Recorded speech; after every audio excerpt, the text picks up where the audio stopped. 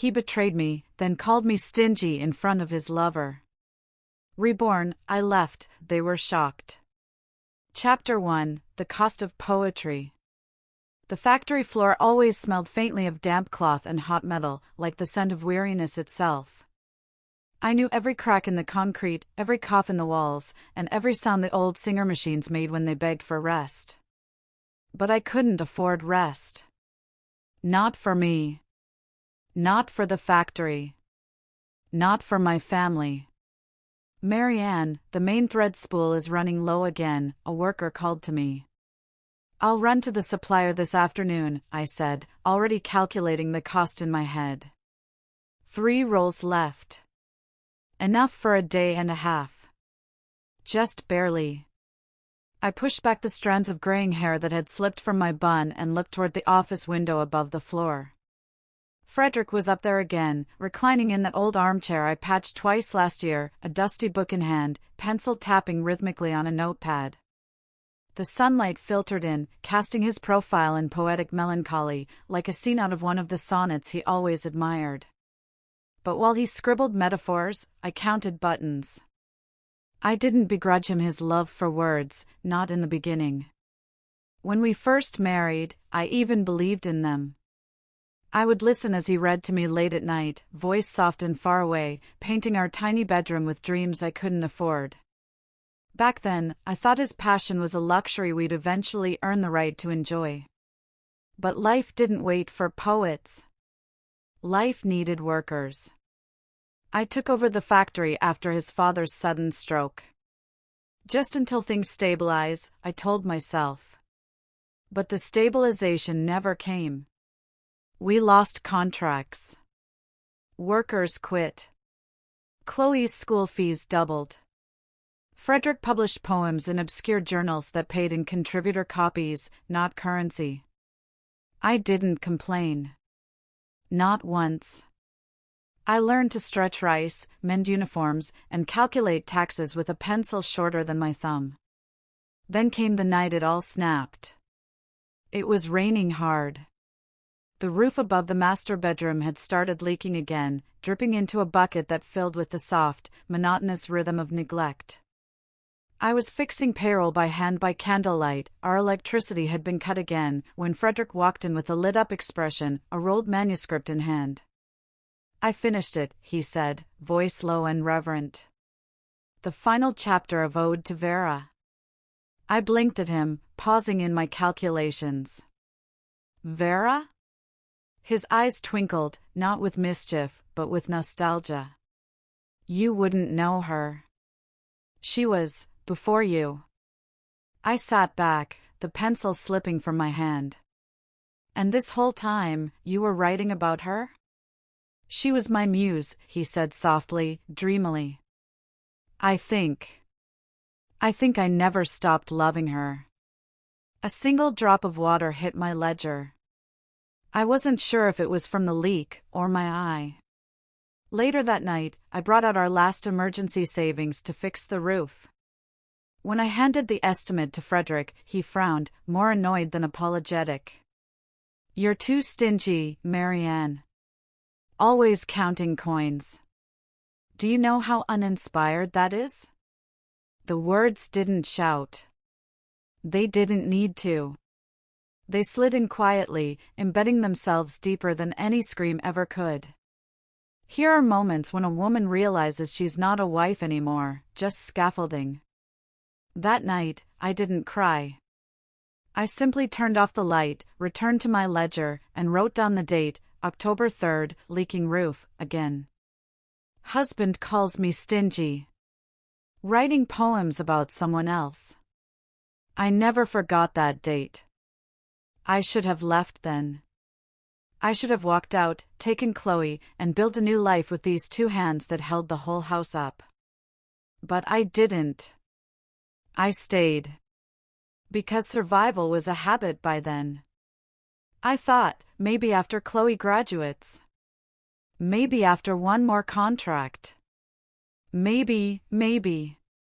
And then one day, Frederick lay dying. Not with my name on his lips. But Vera's. Now I'm back. And this time, I remember everything. Chapter 2: The Crescent Stone. The hospice room was too quiet for someone who spent a lifetime romanticizing sound. Frederick lay there, skin pale as rice paper, lips dry and cracked, his fingers curled tightly around that strange crescent-shaped stone he kept in his study drawer for decades. I never asked about it. I had suspected, of course. A woman always knows when she's living beside a ghost. I sat at the foot of the bed, clutching a thermos of barley tea that had gone cold hours ago. He hadn't sipped it. He hadn't looked at me. He didn't even know I was there. Vera. Vera, forgive me. My name never came. Not once. Only hers. Even at the threshold of death, he clung to the dream, not the woman who held the umbrella for him through every storm, but the woman who once left him in one. What kind of love endures for decades without effort? I had thought marriage meant building something. Something real. Stable. Earned. But Frederick's love was never grounded in reality, it was a fog he followed with blind trust, believing that distance made it purer. Vera had never grown old beside him, never argued about rent or roof repairs, never fallen asleep beside an accounts ledger. Meanwhile, I became a statue beside him, a symbol of duty, of pragmatism, of everything unromantic.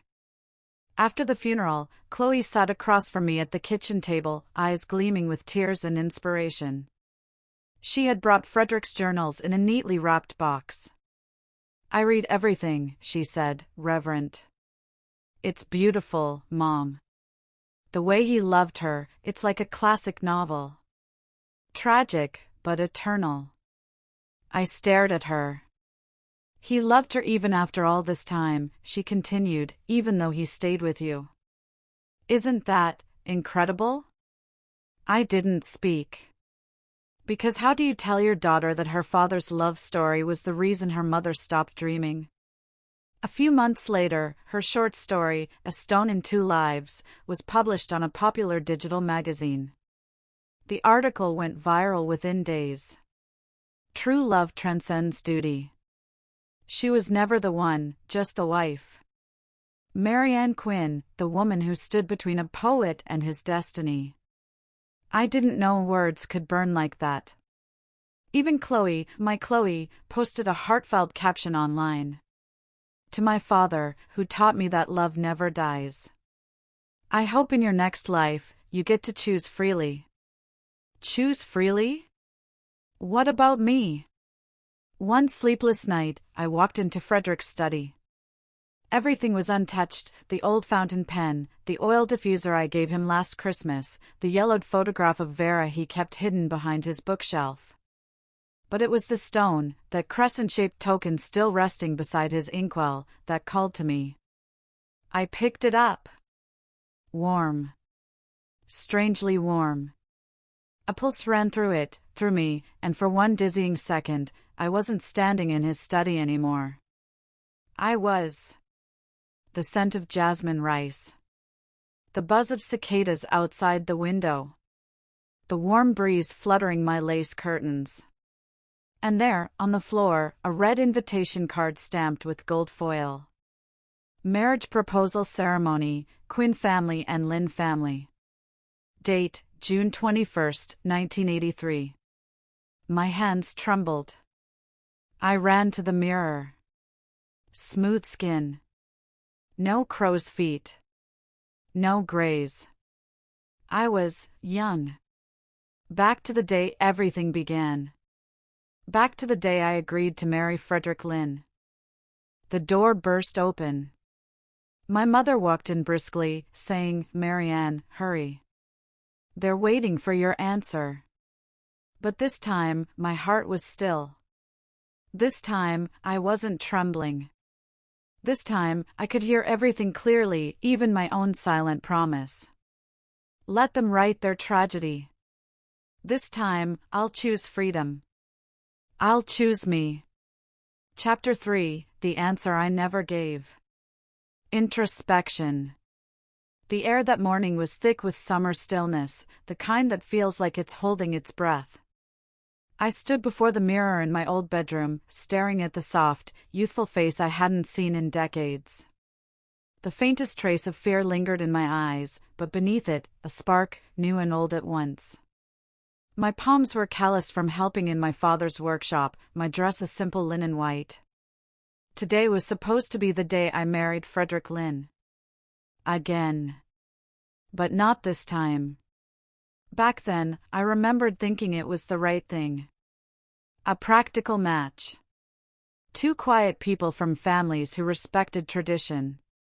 He had looked so gentle that day, pen in hand, poetry in his pocket, eyes lost in clouds. And Marianne Quinn had stood beside him with a quiet hope that maybe love could grow like ivy, slowly and steadily. But I had been wrong.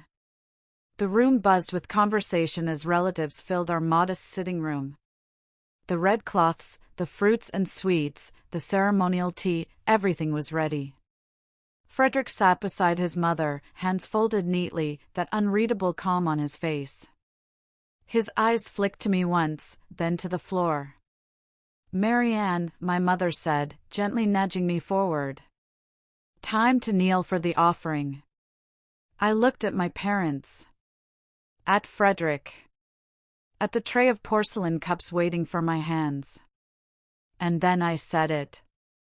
"I can't do this." A ripple of silence swallowed the room. My father's brows furrowed. "What did you say?" I straightened my back. I said, "I can't do this." "I won't." Gasps echoed. Whispers flared like wildfire. Mrs. Lynn stood. "Is this a joke, child? Do you know how many arrangements we've made?" "I'm sorry," I said, voice steady, "but I won't marry Frederick Lynn. Not today. Not ever." Frederick blinked, lips parting slightly. "Why?" he asked softly, almost offended. "Did I do something wrong?" I turned to face him. "No. You did everything exactly the same. And that's the problem." He blinked, confused. But I wasn't speaking to this version of him, not really. I was speaking to the one who would later call me stingy for keeping our family afloat. The man who would die clutching a stone and whispering another woman's name. The man whose daughter would write my life into a villain's footnote. So I just said, "You're not the man I'm meant to suffer for this time." I walked out of that room. Outside, the sky had never looked so blue. The cicadas sang again, louder now, like they were applauding me. I exhaled for what felt like the first time in 40 years. That night, I sat beneath the mango tree in our backyard, eating a piece of red bean cake and watching the stars. I didn't cry. I didn't feel guilty. I felt free. Let Frederick pine for Vera. Let Chloe write whatever story she wanted. This time, I wasn't going to be the woman who endured in silence. This time, I was going to be the woman who chose. And that night, as I watched the stars scatter like fireflies across the sky, I made myself a vow. I would live the kind of life no one could reduce to a side character in someone else's tragedy. Chapter 4, The One They Never Saw. The world didn't end after I walked out of my wedding. But you'd think it had, judging by the shocked expressions and the whispers trailing me for days. People didn't know what to do with a woman like me, quiet, dutiful, never one to stir trouble, who suddenly stood up and said no, especially not when the groom was someone like Frederick Lynn, the town's quiet darling, the gentle poet whose eyes always looked like they were dreaming of something far away. Some said I'd gone mad. Others whispered that I had been humiliated and fled. But I didn't run. I simply let go.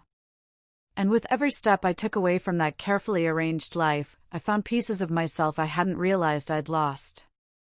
For once, I wasn't clenching my fists to keep a family together. I wasn't budgeting flour or mending clothes or staying up all night counting coins for tuition. I wasn't bending to anyone's expectations. I was just me. And it was liberating. On the third morning after the broken engagement, I visited the local tea house for the first time in years. It was quiet, save for a few elderly women playing mahjong in the corner and the soft clink of porcelain cups. As I stepped in, conversation dipped just for a moment before picking up again with disguised glances and hushed tones. Behind the counter stood Mr. Theo Morrow, the owner's son. He had returned from the city just a year before and taken over the family business. In my past life, I never really spoke to him. I'd been too busy being Mrs. Lynn. But now, when our eyes met, he smiled. "Miss Quinn," he greeted warmly, wiping his hands on a clean towel. "Nice to see you out." "I hear the tea's better than ever," I replied. "It is," he said, gesturing toward an empty table by the window. "That seat's been waiting for someone like you." I paused, unsure if he was teasing or sincere. But there was no mockery in his eyes, only quiet kindness.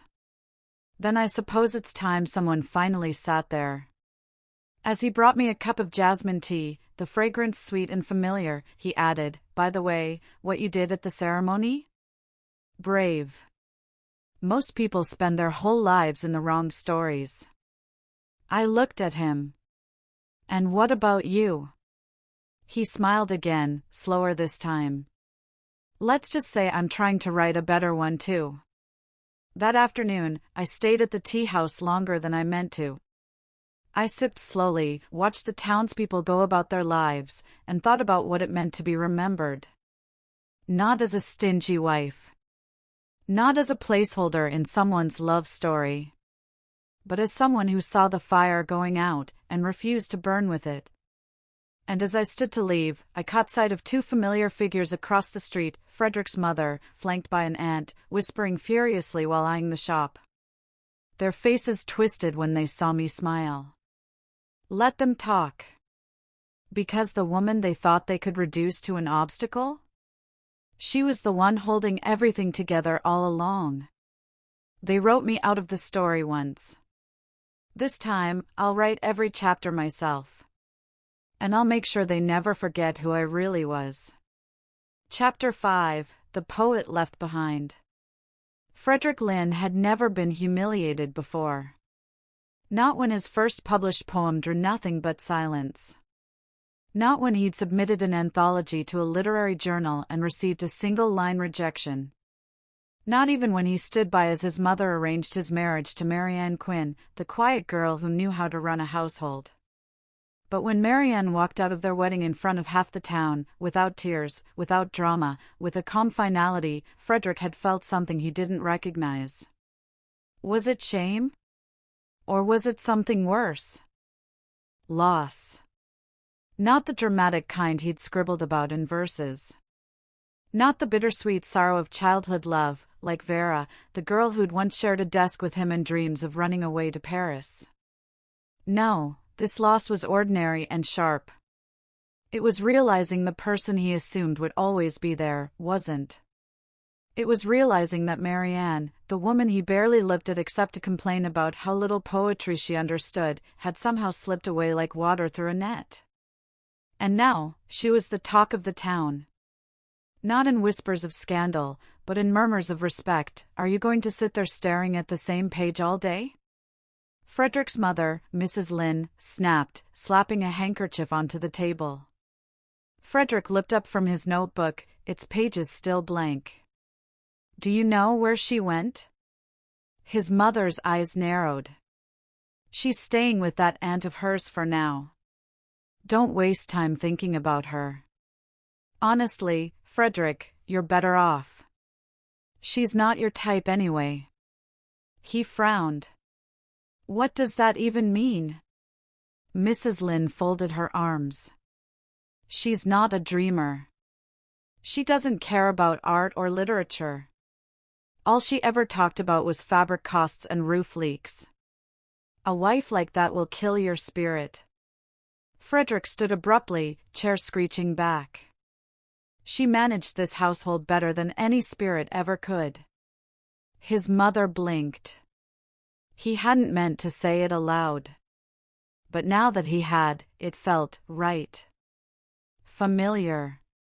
Like a truth that had always been there, buried under indifference and Vera's shadow.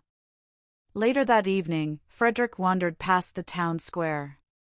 He hadn't meant to go near the tea house, but his feet had a way of betraying him. And there she was, Marianne. Sitting by the window with a warm cup in her hands, back straight, chin lifted, not looking for anyone but fully present. And laughing. Not politely. Not timidly. But laughing, with her whole face, at something the tea shop owner had said. The sound struck him like a slap. That laugh had never echoed through their old home. That ease, that light, he hadn't realized how absent it had been until he saw her now, living without the weight of him. Frederick turned away before she noticed. As he walked back into the night, the crescent-shaped stone in his pocket, the one Vera gave him when they were 16, suddenly felt cold and distant. For the first time, Frederick Lynn couldn't write. Because for the first time, he was no longer sure who the story was about. He had loved the idea of Vera. But he had built a life on the quiet strength of Marianne. And now, that strength had left him, writing her own legacy. Chapter 6, The Footnote and the Headline. Chloe Lynn had always believed in stories. She grew up surrounded by dusty journals, lyrical metaphors, and her father's dramatic sighs over old letters that smelled faintly of lavender. Her earliest memory wasn't of her mother's hands stitching fabric, but of her father reading Yeats aloud as rain tapped the rooftop. To Chloe, her parents' lives were simple. Her father was the dreamer. Her mother was the background. It was why she wrote the story the way she did. A lifetime of regret, bound by obligation. Mr. Lynn, a gentle soul, never allowed to love freely. It had gone viral. People called her brave, insightful, an advocate for forgotten romances. No one called her wrong until she saw the letter. Aunt Grace? Chloe stared at the yellowed envelope with her mother's handwriting. Grace handed it over carefully. She wrote this on the day she walked away from the wedding. She said, "One day you might need to know the truth." Chloe opened the letter with trembling fingers. Dearest Chloe, if you're reading this, it means the past tried to rewrite itself again, but I'm still here. Not as a martyr. Not as a villain. I loved you with every stitch I ever made, every dollar I saved, and every meal I skipped so you could have shoes that fit. I loved your father too, once. Until I realized he didn't see me at all. So I walked away. Not out of bitterness, but out of hope that maybe, this time, I'd finally choose me. Don't let sentiment blind you to sacrifice, my girl. Not all love is poetry. Some of it is threadbare, tired, and still holding everything together. Mom. Chloe didn't realize she was crying until the ink on the page began to blur. Later that week, Chloe found herself standing at the entrance of an old brick building with freshly painted signage. Quinn Atelier, where every thread tells a story. Inside, mannequins wore elegant garments, each tag telling not just a size, but a story. Designed by single mothers. Stitched by survivors. Inspired by second chances. Behind the counter stood Marianne Quinn, not just her mother anymore, but something bigger. A symbol. Marianne was consulting with a young woman about fabric patterns, her voice confident and warm. The woman looked inspired, hopeful. The way people used to look at Frederick when he gave lectures on poetic form. Chloe approached slowly, clutching the letter like a lifeline. Mom. Marianne turned. Chloe. There was a beat of silence, years of misunderstanding hanging heavy in the space between them. I think I want to rewrite the ending, Chloe whispered. Marianne smiled softly. Then start with the truth. Chloe once wrote her mother into the margins of a love story. Now, the world was reading Marianne's name on the front page, stitched in resilience, lit with purpose, and no longer a footnote in someone else's dream. Chapter 7: The Truth She Wore. For most of her life, Chloe Lynn had measured greatness by how deeply something moved the heart. Her father's poetry moved people. His quiet longing for Vera had become the stuff of literary legend. Chloe believed in it so deeply, she had once reduced her own mother into a background character, a lesson in what love should never look like. But now, she knew better.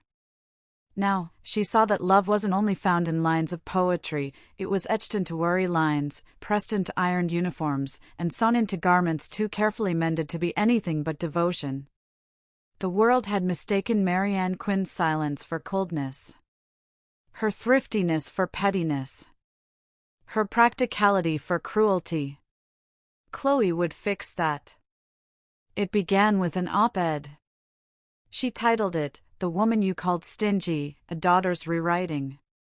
My father, Frederick Lynn, loved poetry and another woman named Vera. My mother, Marianne Quinn, loved a man who never saw her, and a daughter who never understood her.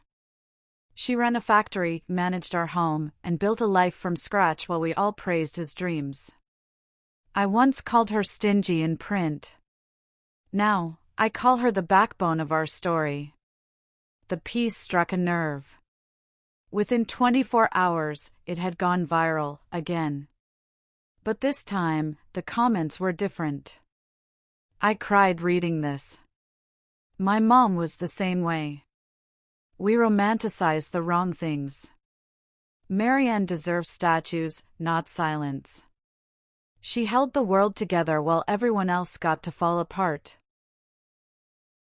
A gathering of truth. A few weeks later, Chloe organized an event. The Real Love exhibit, honoring unsung women. Quinn Atelier hosted it in their open loft. Dresses, photos, journal entries, and stories lined the walls. Women came from across the country to tell their truths, how they sacrificed, how they stitched the lives of their families together with nothing but willpower and thread. At the center stood Marianne's wedding dress, unworn, preserved in a glass case. Beside it, a plaque. The dress she walked away from, and the life she built instead. As Chloe stood by the display, a frail man entered. Frederick Lynn. He had aged visibly since Chloe last saw him. Vera walked beside him, equally fragile and surprisingly silent. Frederick approached the dress with wide eyes, his voice cracked. Did she really never wear it? Chloe didn't flinch. She chose not to spend a lifetime being invisible. Frederick looked down, the weight of his illusions unraveling. I thought I was the tragic one, he muttered. All these years. Chloe answered softly, No, Dad. You were just the loudest. A shift in history. The exhibit gained media attention. Major outlets interviewed Marianne. Why didn't you ever defend yourself before? One journalist asked. Marianne smiled faintly. Because I thought silence was dignity. But I've learned, sometimes, the truth needs to be worn out loud. Quinn Atelier expanded. A scholarship was established for working-class girls in Marianne's name. Chloe revised her book. Not a line-by-line edit, but a complete rewrite. The Woman Who Wore the World, it was called. Marianne's face on the cover. Her story, finally told, by the daughter who had once gotten it all wrong. The world had once pitted Frederick for not marrying the woman he loved. But in the end, it was Marianne Quinn who loved fully, gave endlessly, and finally lived on her own terms. And now, she wasn't a footnote. She was the whole damn book. Chapter 8: The Life She Chose. The air in the garden smelled of jasmine and lemon balm, Marianne Quinn's favorites. She sat beneath a wooden pergola, tea steaming in her hands, the late afternoon sun draping its golden shawl across her lap. There was no poetry here. No sweeping declarations, no tragic longing. Only the sound of birds, the rustle of wind across the ivy-strewn fence, and the quiet breath of peace. Marianne never remarried. She didn't need to. She had built something better, a life in which she finally belonged to herself. Mother and daughter. Chloe sat across from her, legs tucked under her, a notebook resting on her knees. "You know," she said, "people keep asking when I'll write another book." Marianne raised a brow, amused. "And will you?" "I don't know," Chloe smiled. "I feel like I've already written the only one that really matters." There was a silence then, not heavy, not strained. Just stillness, like a pause between breaths. "I'm sorry, Mom," Chloe finally said, her voice softer than a confession, heavier than regret. "For how long I saw you through everyone else's eyes." Marianne reached across the table and placed her hand over her daughter's. Her fingers were still calloused from decades of work, but now they carried warmth instead of wear. "I forgive you," she said.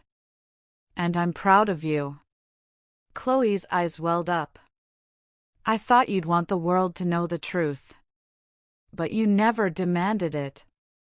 Marianne took a sip of her tea, the corner of her mouth twitching into a smile. "I didn't need the world to know," she said. "I just needed you to." In her memory, she saw the younger version of herself, standing in a threadbare apron at the edge of a leaking roof, trying to patch it with tarps and prayers. She saw herself handing over every bonus to pay Chloe's tuition. Buying Frederick's ink pens instead of a new dress. That girl had loved with every part of her body and soul. And though she had been overlooked, taken for granted, even rewritten as an obstacle, she never stopped loving. But this time, she had finally been loved back. A quiet triumph. The garden bloomed fuller each spring. Chloe visited often. The scholarship in Marianne's name continued to grow, funding dozens of girls each year. One summer morning, Marianne received a letter from a young woman in Hanoi. It read, "I grew up thinking love meant being rescued. But after reading about you, I've decided love is building something, brick by brick. Thank you for showing me that being strong doesn't mean being cold. It means being consistent. I want to be like you." Marianne folded the letter and placed it in her drawer beside a few others, testimonies, not tributes. She didn't need statues or poems. She had legacy. Once upon a time, she was the woman they pitied. Now, she was the woman they honored. She had been called stingy, forgotten, unloved. But in the end, Marianne Quinn was simply unforgettable. And finally, she was at peace. The end.